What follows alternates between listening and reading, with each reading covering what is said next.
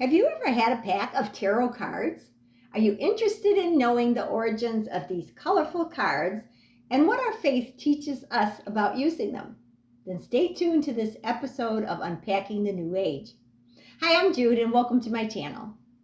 Let's first unpack the definition of tarot cards.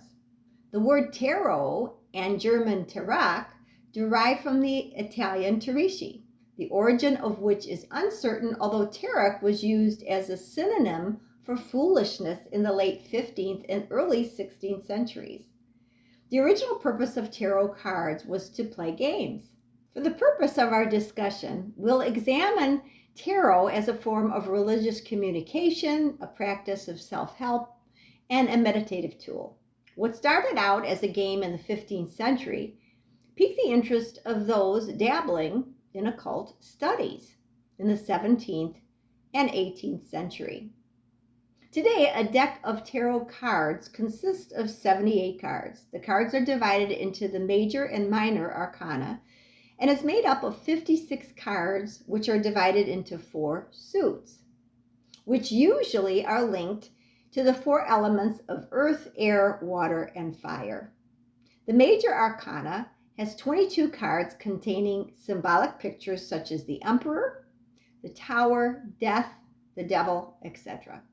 These cards are said to represent the legends, myths, philosophies, religions, and magic beliefs of the human race. The most popular deck of tarot cards in use today is the Rider-Waite deck. It was developed in the early 20th century by occultist A.E. Waite.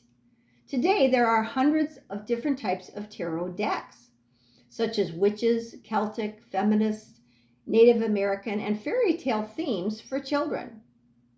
In doing the research for this video, I came across the February 2023 article in Teen Vogue entitled, "Tarot with Playing Cards? Learn about Cardomancy and How to Tell Fortunes with Playing Cards." No surprise that this article is in Teen Vogue. Do you know that especially during the initial months of the pandemic, there has been a mega increase in tarot card interest and how to read tarot cards, especially among millennials and Gen Z. Social media platforms like TikTok and Instagram have a number of diviners practicing tarot, astrology, and tea leaf reading. In an article from The Skeptic, a counselor was asked about the popularity of these New Age practices. She states that the psychology behind making associations and interpretations from tarot readings can be attributed to the Barnum effect. In psychology, this effect is a cognitive bias. She goes on to say it is a kind of confirmation bias as well. We humans think that we know ourselves best. And when we come across information from astrology or tarot that aligns with our own self-view, it simply acts as a confirmation of our beliefs. The article also states 3 of the most prominent tarot historians have also expressed the same view, that there is no historical or psychological basis to any of the occultist claims about the predictive power or significance of tarot. So you might be asking yourself, why can't I just use tarot cards or go for a tarot reading just for fun? Use of tarot cards as a way to predict the future can quickly become addictive, especially when starting at a young age. What many times starts out to be a harmless endeavor can become a full-fledged addiction. Dr. Abani Joshi, a psychiatrist at the Ministry of Health in Singapore, writes, "Admitting that you are facing problems, whether in your relationships or career, and telling someone that you want to start going to therapy has a lot of stigma attached to it. This could explain why young people look to practices like tarot. It may simply be the easiest solution after all. Whether we are young or old, we are species hardwired to choose the path of least resistance." Now let's take a look at what the Catechism of the Catholic Church says about tarot cards. All forms of divination are to be rejected.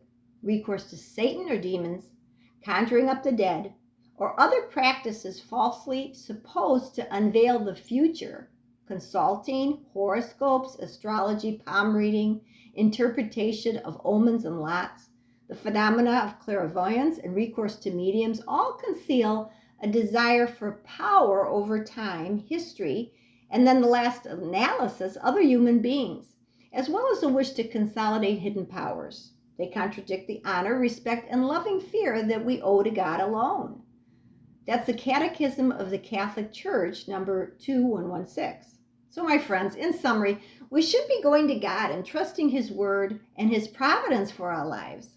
When Jesus asked which commandment is the greatest, He said, "You shall love the Lord your God with all your heart and all your soul and all your might."